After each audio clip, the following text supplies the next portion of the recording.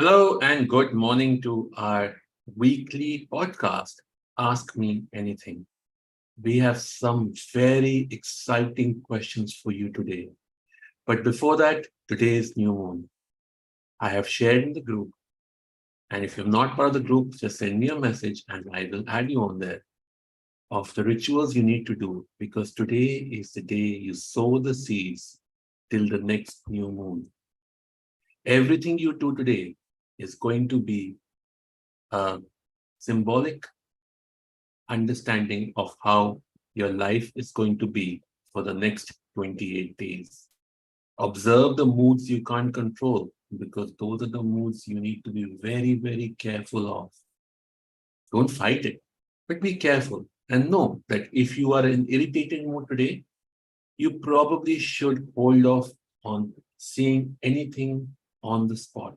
Just wait till you are ready, till the next new moon, where you can speak things or take your time in responding to people. Don't be impulsive.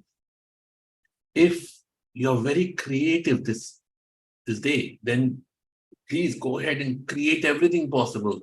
If you are in the creative field, we are actually all are creative. We have the creative chakra in us, the sacral chakra. So we all create. We create stories, we create facts, we create cook food, we create our homes, multiple things.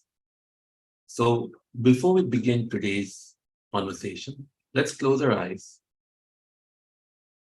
Take a deep breath and imagining the moon in our mind, completely dark moon that you cannot see light on, just completely dark. You can just make out the boundaries of the moon because even on the no moon night, you can still make out the boundaries completely dark. And tell the moon, from this darkness will evolve the light of my greatness. From this darkness will evolve the light of my greatness. Take another deep breath and let's chant Om once together. Om.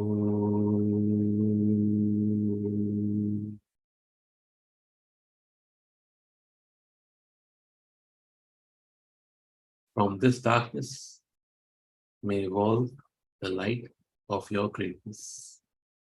Okay, and let's begin. Let's see. The questions I have for today are: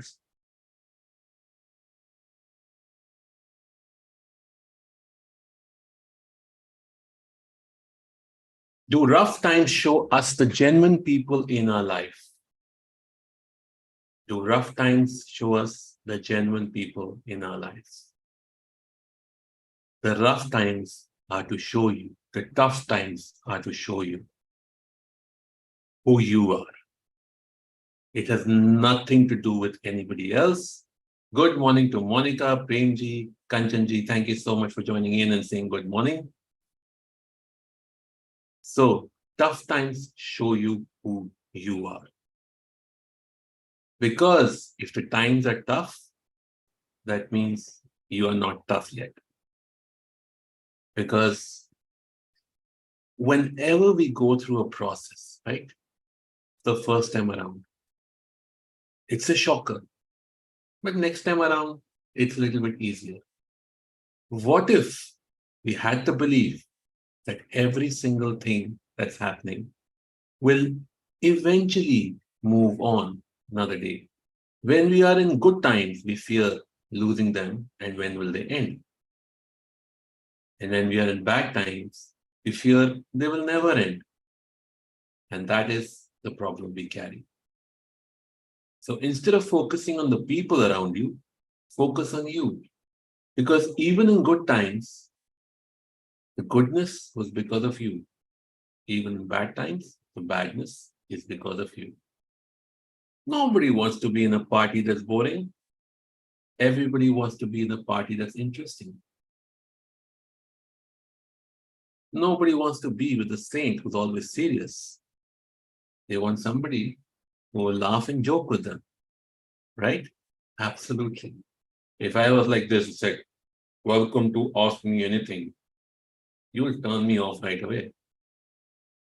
But if I say, hey, welcome to Ask Me Anything, it's a Sunday episode, you feel more pulled. That's how people are. That's how everything is, animals, people, trees, plants. So don't blame the people for their genuineness or non genuineness. It's you. It's all about you. So tough times show you who you are, not what other people are or they do. The next question is, how do we understand the conditioning and the difficulties as we are so accustomed to our escapes that we take them as realities? So let me try and understand this question. If you're trying to figure out what is real and what is fake, everything is real and everything is fake. If you are enjoying in the moment, enjoy it completely with the knowledge that this too shall pass. If you're not enjoying the moment, don't enjoy it completely. Just completely do not enjoy it. Knowing this too shall pass. You don't need to go find situations or genuineness. Everything is an escape. The earth is an escape from the Vaikundham. The Vaikundham is an escape from Almighty Soul. The Almighty Soul is an escape from himself or herself. The existence of the manifested world is anyway an escape. There is nowhere to go. We are as part of the manifested world as we are not. By the way, if anybody has any questions on the Zoom or YouTube, please just type it in and I will definitely take up your questions.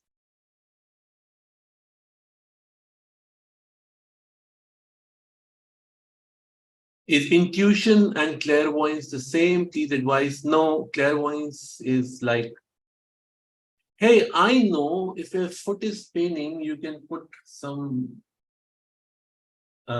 ointment. Hey, if your foot is paining, I am a foot doctor and I can tell you, let us first examine your foot and see where the problem is. This is the difference between intuition and clairvoyance.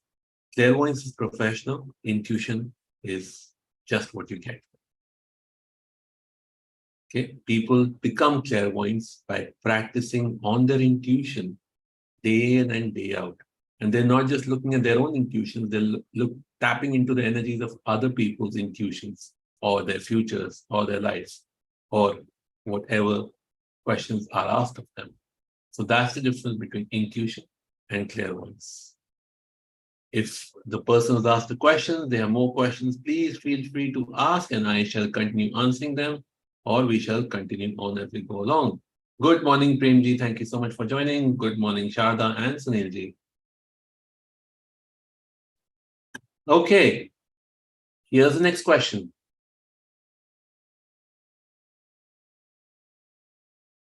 Eating habits and a choice is a big part of a personality. If someone has some preferences, how to avoid judgments based on food preferences? Food is food, right? Why do you have judgment around food?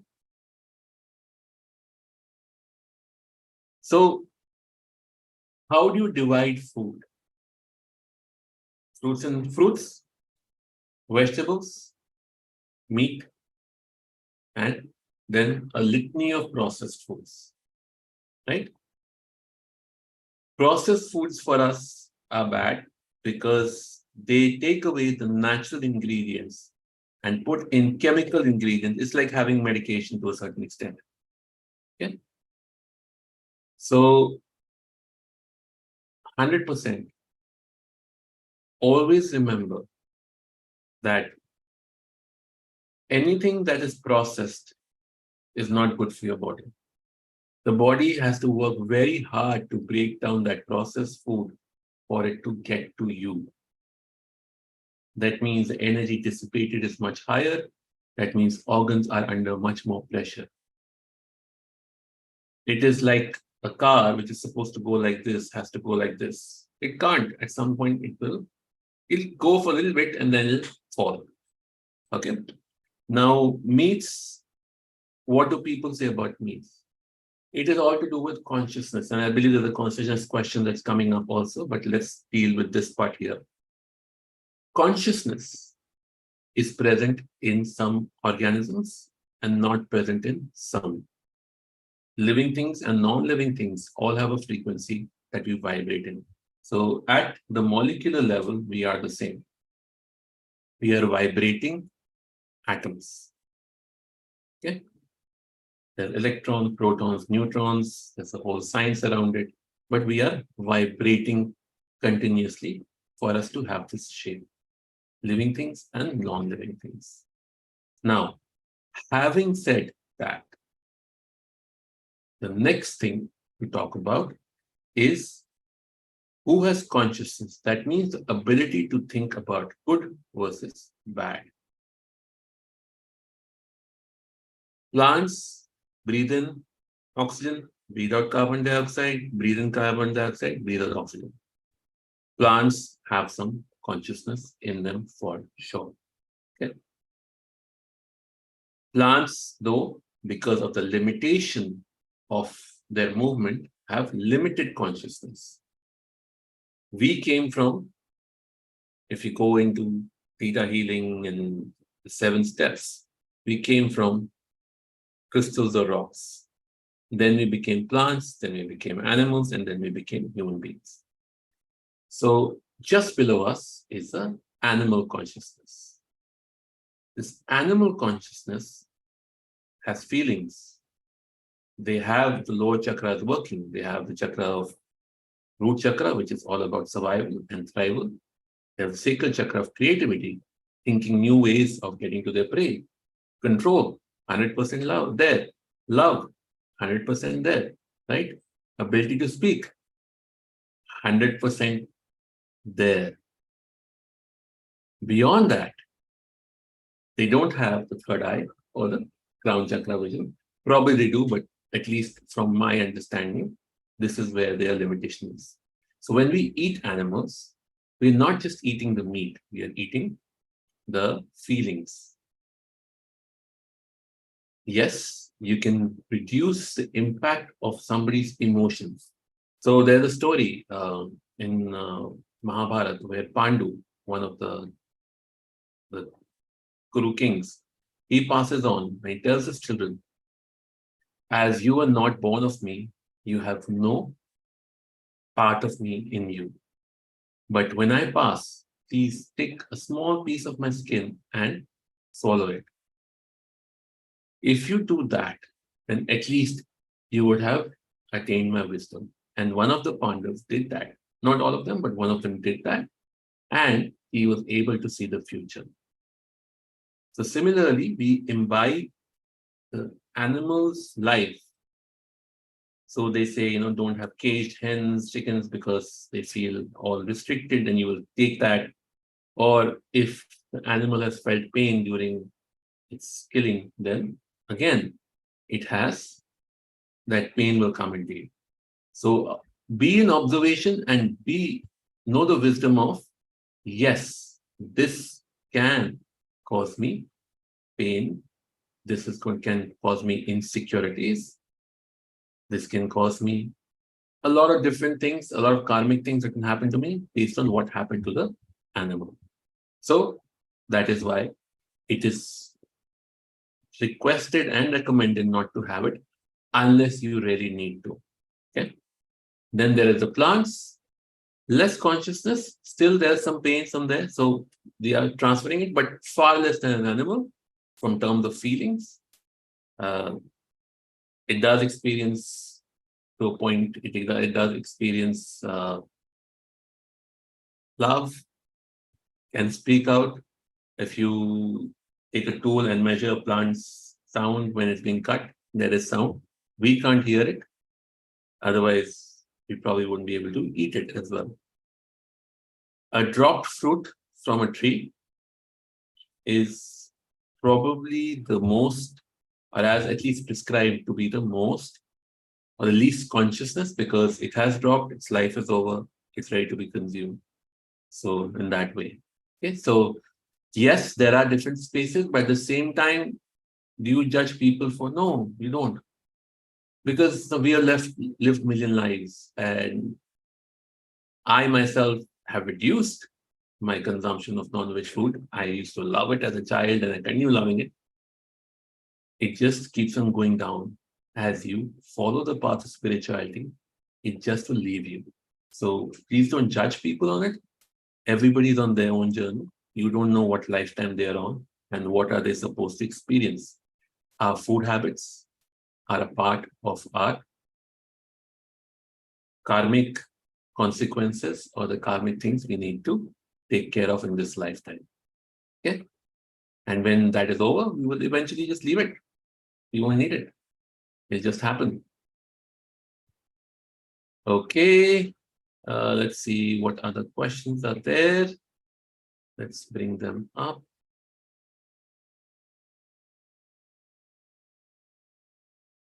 Give me a second.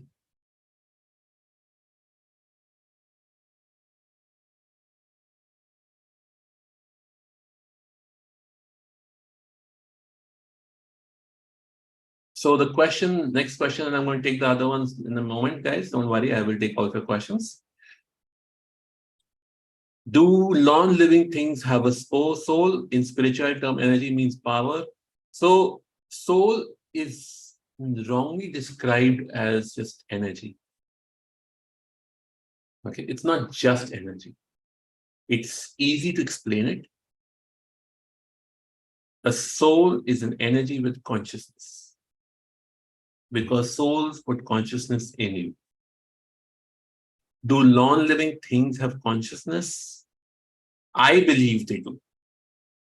Okay, it's for because I believe if I talk nicely to my desk, to my chair, in fact, I was always prescribed to have a cloth that you should carry with you and keep it with you, because it consumes your cells and gives your cells.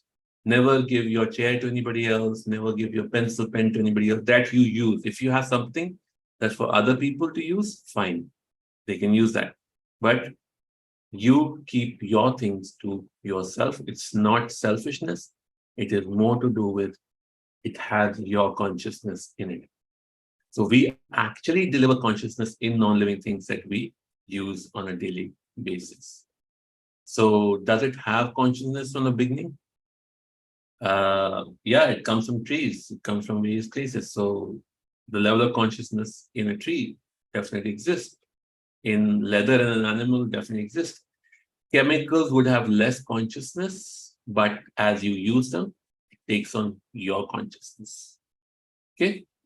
Let's see. The question is it ego that I'm vegetarian and the other person are not, or do we need to accept it as a food preference? Accept it. Don't question it.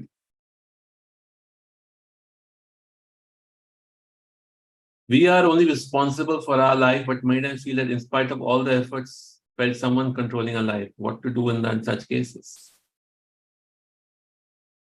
If somebody wants to take responsibility of your life, let them know. Say, okay, thank you, but can you also pay for my bills? That's it. Just let them. So, Sunilji, yes, eventually that's what's prescribed, that you should only eat fruits. Eventually, that should be the best event or best meal to have. Like I said, if you don't have trees and fruits in your area, what do? You will eat animals. That's why Shiva had no judgment around what a person eats. Correct? Okay, let's see if any questions on the YouTube side. Doesn't seem so. Okay, so any more questions before we close for the day? Because I've answered, I believe, all the questions that came in.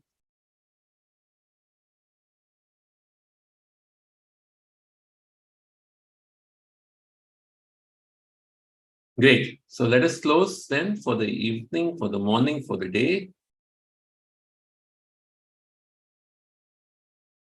Take a deep breath.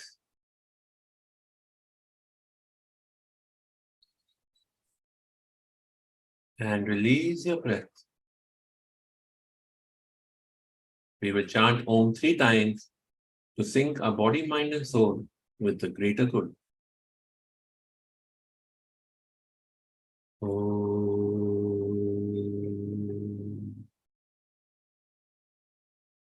Om.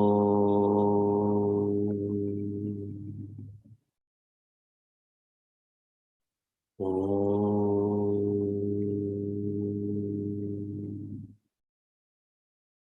Thank you all for joining me today. I shall see you all, God willing, next week.